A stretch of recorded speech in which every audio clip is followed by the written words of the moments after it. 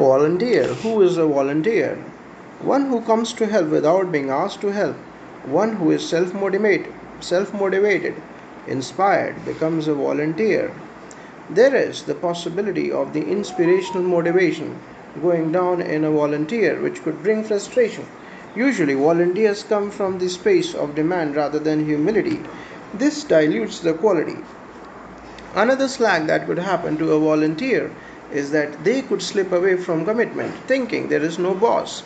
If I like it, I do it. If I don't like it, I don't. It is like the steering wheel of a car. If all the tires say that they do not need steering, then the car cannot run smoothly. If you want to construct a building, you have to accept the authority of the structural engineer. All these can only be overcome by being more grounded in spiritual knowledge. A volunteer devoid of spiritual dimension is utterly weak. A volunteer needs to stick to his commitment. The integrity in a volunteer comes from spiritual practices. The authority needs to be acknowledged. The strength of a volunteer comes from the challenges he is ready to willingly face. A volunteer moves beyond boundaries as he finds he is capable of doing so many things he never ever thought of doing. A true volunteer does not expect appreciation or reward. A volunteer has such a joy that joy itself comes as a reward. If a volunteer thinks he is obliging somebody, he is thoroughly mistaken. He is volunteering because he derives so much joy out of it. The joy is immediate, it does not come on the first of every month in the form of a salary. When a volunteer realizes this, he is filled with gratitude. When a volunteer wavers from within, the support system is knowledge and good friends. Seva. There are 5 types of seva. The first type of seva is when you do not even know that you are doing seva. You do not recognize it as seva because it is your very nature. You cannot but do it. The second type of seva is when you do because it is needed in that situation. You do the third type of seva because it gives you joy. The fourth type is done out of your desire for merit. You do seva expecting some benefit in the future. And the fifth type is when you do seva just to show off, to improve your image, and to gain social or political recognition.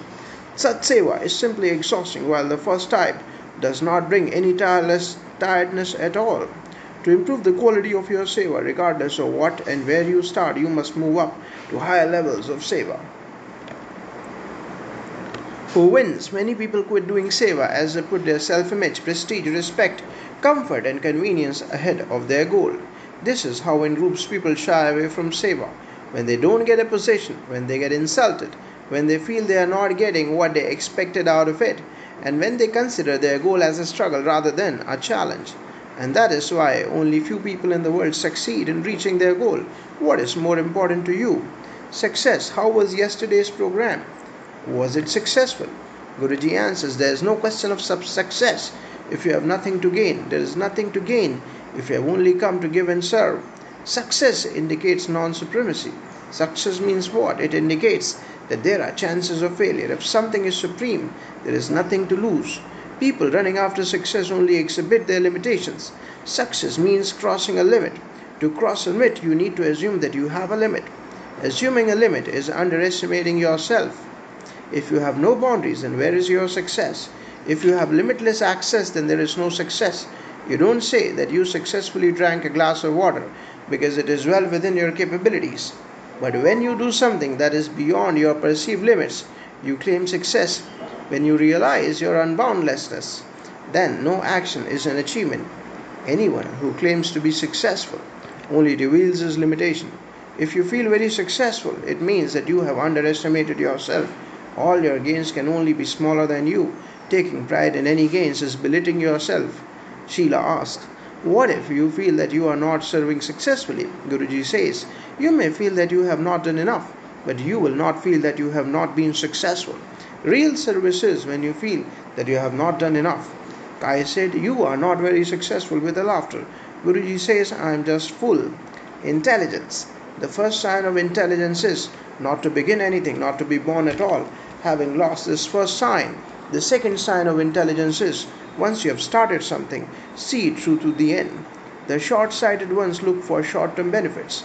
Far-sighted ones look for long-term benefits. Whether you consider yourself intelligent or not, there is no escape from seva or service. For seva gives immediate satisfaction as well as long term merit. A deep rest. You cannot rest when you have to do something which you cannot, and you cannot rest when you feel you have to be someone whom you are not. You are not required to do what you cannot. You will not be asked to give what you cannot give. Nothing is expected of you that you cannot do. Doing service involves only doing what you can do, and no one wants you to do and be someone whom you are not. This realization brings you deep rest. You cannot rest if you have either ambition or lethargy. Both are opposed to good rest. A lazy person will toss and turn at night and be restless, and an ambitious person will burn inside. The rest brings up your talents and abilities and brings you closer to your nature.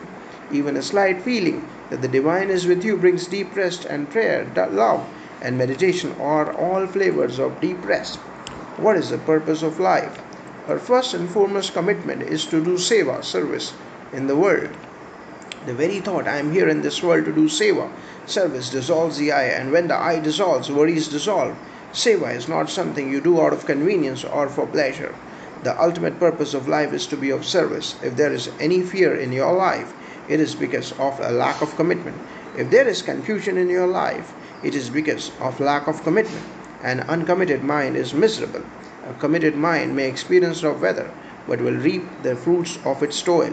When you make service the sole purpose of your life, it eliminates fear, brings focus in your mind, purposefulness in your action, long-term joy, and maybe short-term problems. Jai Gurudev.